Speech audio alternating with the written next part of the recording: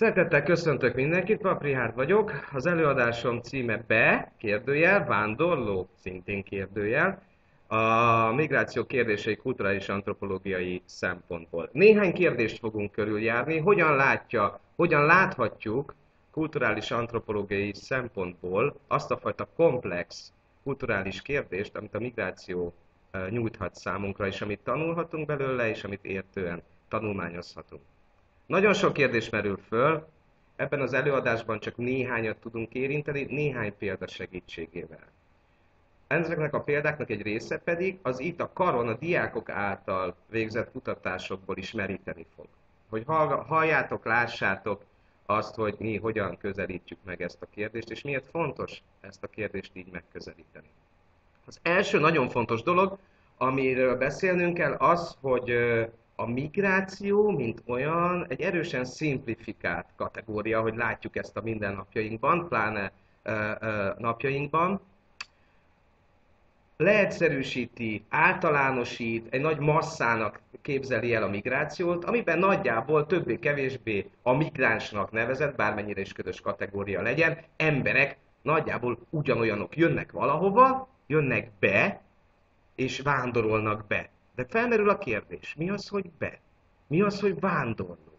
Nyilván erre most nem fogunk kitérni, de ha gondolkozunk, és ennek az előadásnak ez a lényege, egy kicsit néhány példán keresztül tovább gondolkodási lehetőséget, tovább gondolható lehetőségeket adjon számotokra, gondolkozzunk el azon, hogy adott kontextusokban kinek mit jelent az, hogy be. És hogyan próbál egy olyan masszát vizionálni, amely massza, emberek tömege eljönnek ide be, és valamit csinálnak.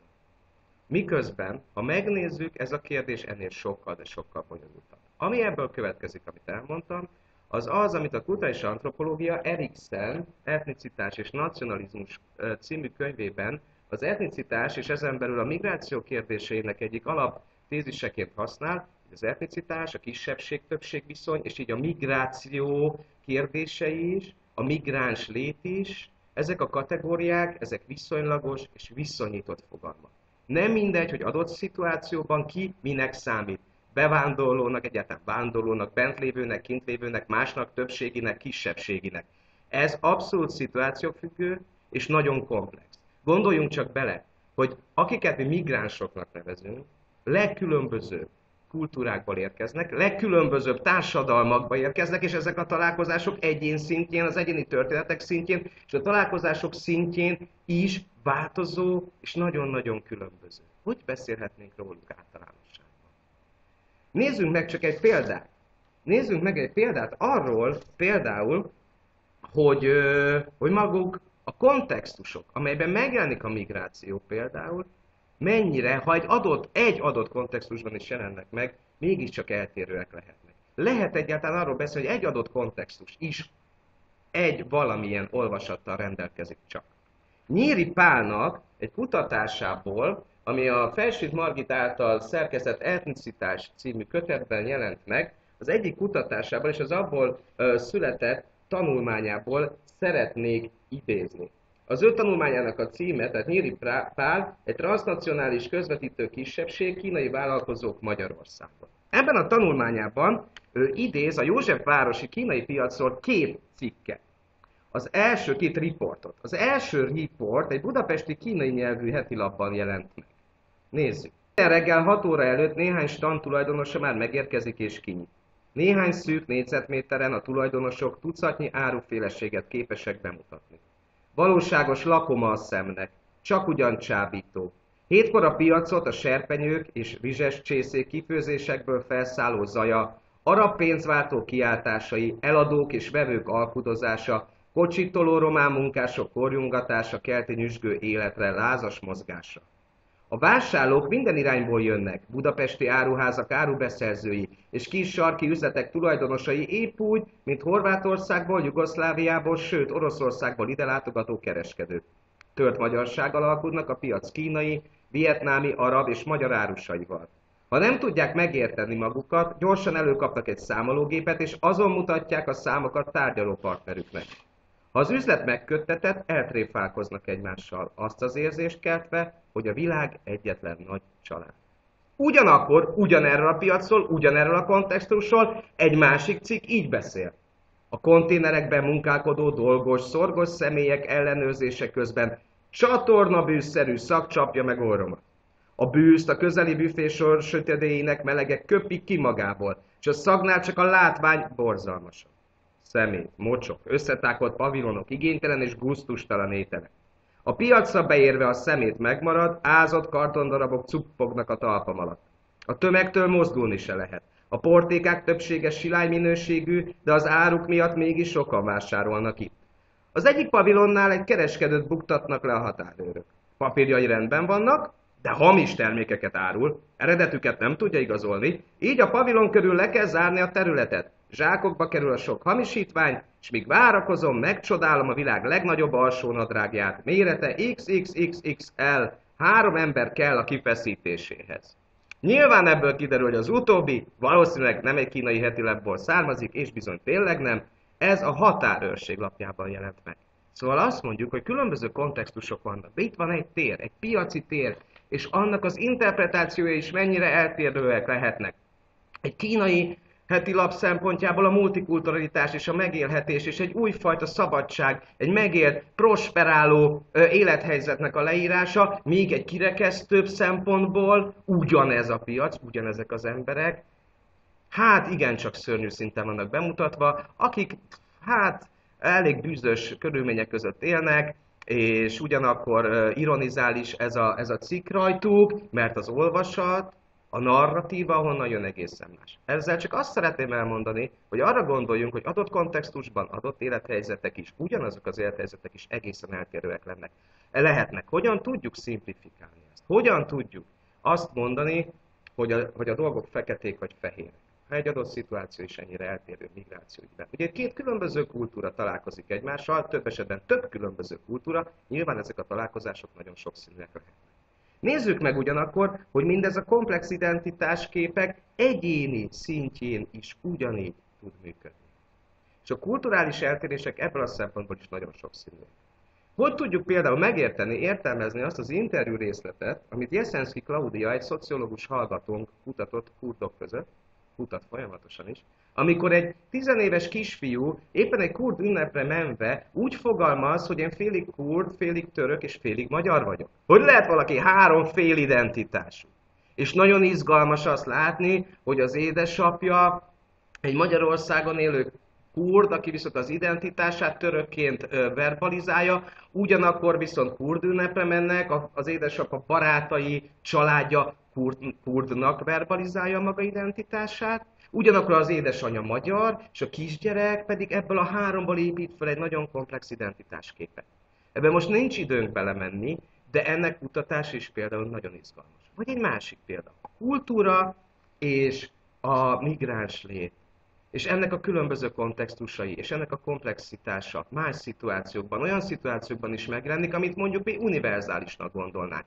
Például, amikor kísérő nélküli kiskorú menekültek érkeznek Európába, és ez Magyarországtól Görögországon át számos ilyen felmerül ez a probléma, több kutatás is kimutatta, érdemes itt utalnom például a Mikes Hanna kutatásaira, Magyarországi vonatkozásban, aki nálunk PhD hallgató, antropológus lány, de más kutatásokat is lehetne említeni, nagyon sok szakirodalom foglalkozik ezzel, hogy például ez egy probléma szokott lenni, hogy magukat kiskorúnak identifikálják idősebb, mondjuk afganisztániai vagy szíriai fiatal.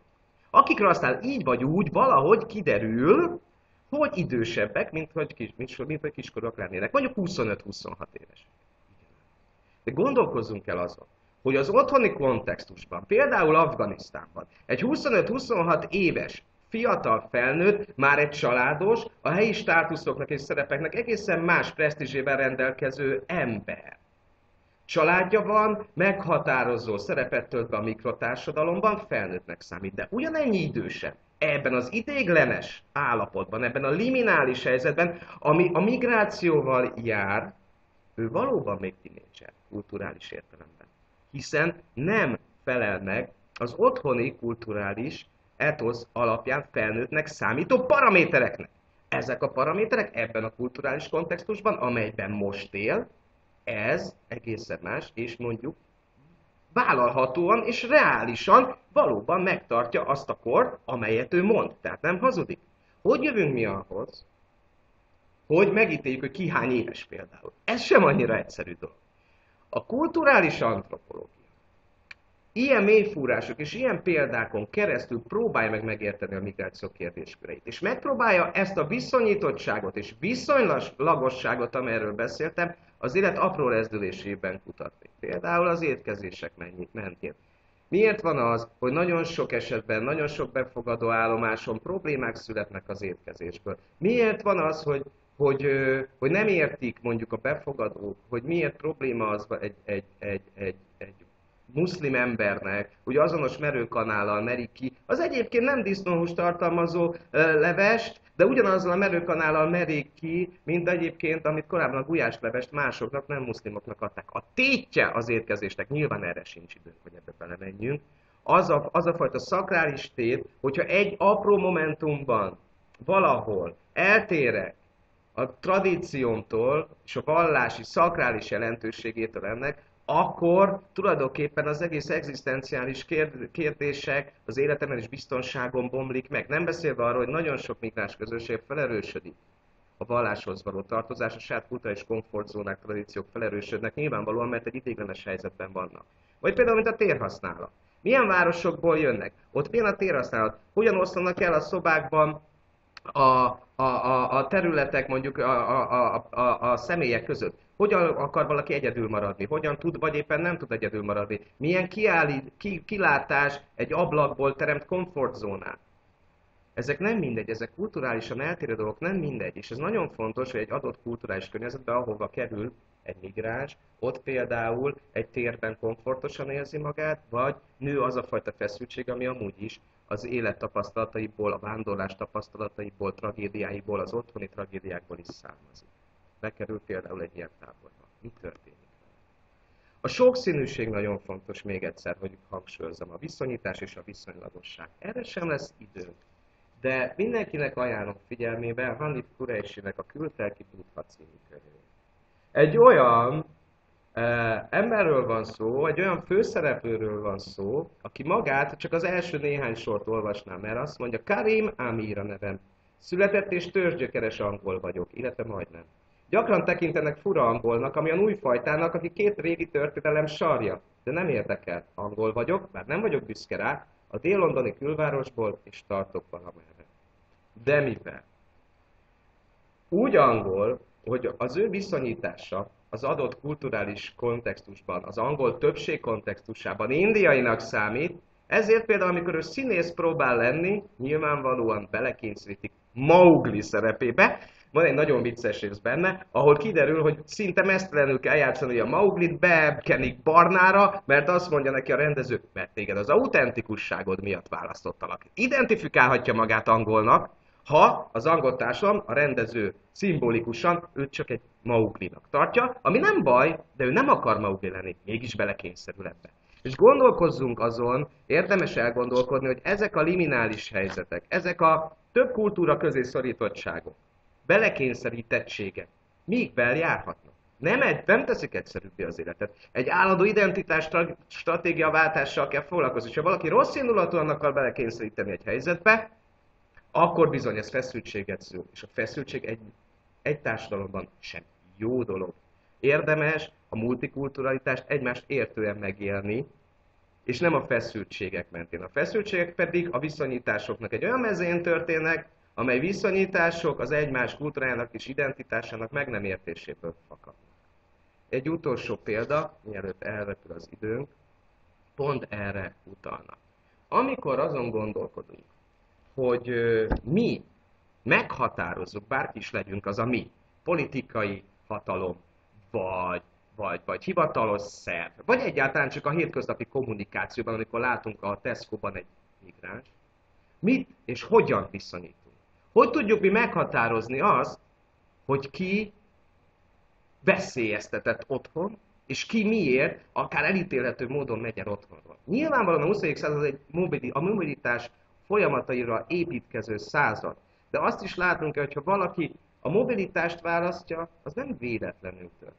Nézzük meg ennek a drámaiságát ebben a filmben, ami a háttérben Van az előadás alatt, az In This World-öt, keressetek utána, ez 2002-ben jelent meg, ez egy angol dokudráma, Michael Winterbottom által rendezett, Magyarországon is bemutatták, biztosan meg lehet találni, nagyon izgalmas. Nézzük meg egy adott történetet, egy migráns afgán fiúnak a történetét. És olvassuk el hozzá Fábio Gedának a Tengerben élnek krokodilok, Enayatollah Akbar igaz történetét.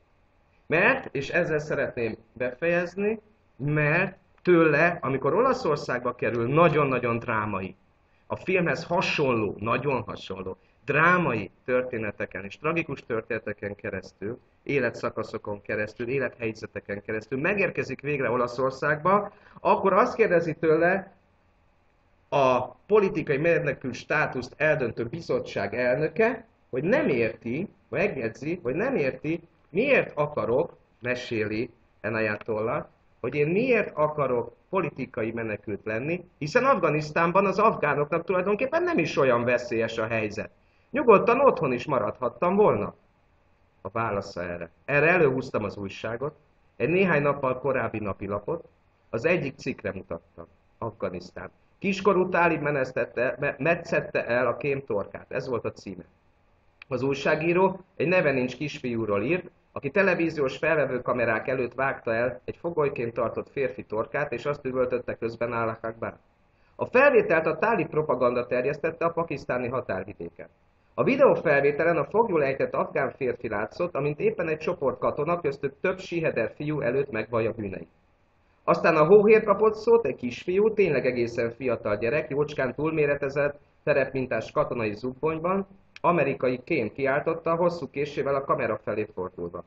Az ilyen ember halált érdemel.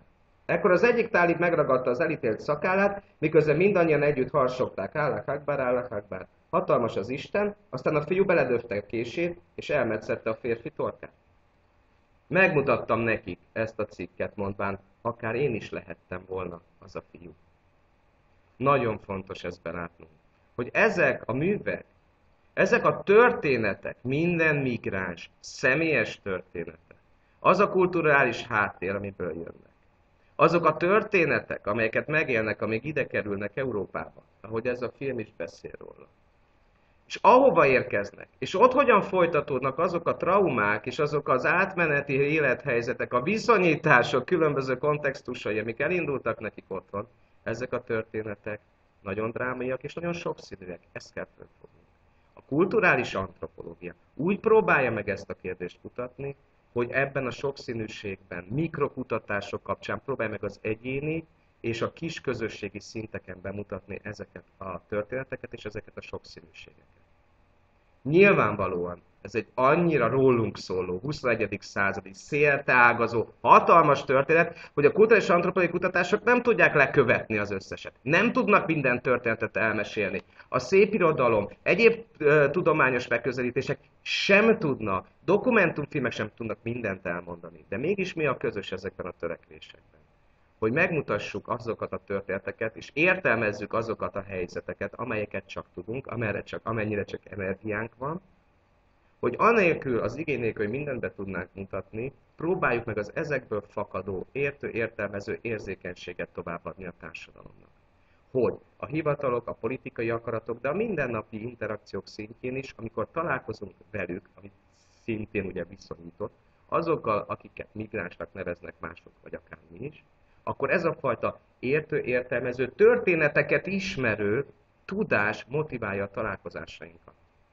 És ne elítéljünk, ne rögtön kategorizáljunk, ne rögtön összemossuk őket, hanem legyünk nyitottak erre a komplexitásra és ezekre az egyéni történetekre. És akkor, akár mint hivatalnokok, akár mint bolti eladók, akár mint utcánjárók, akár mint médiafogyasztók, mint társadalmi cselekvők, felelősen cselekvők, értően, érzékenyen és nyitottan tudunk hozzájuk állni.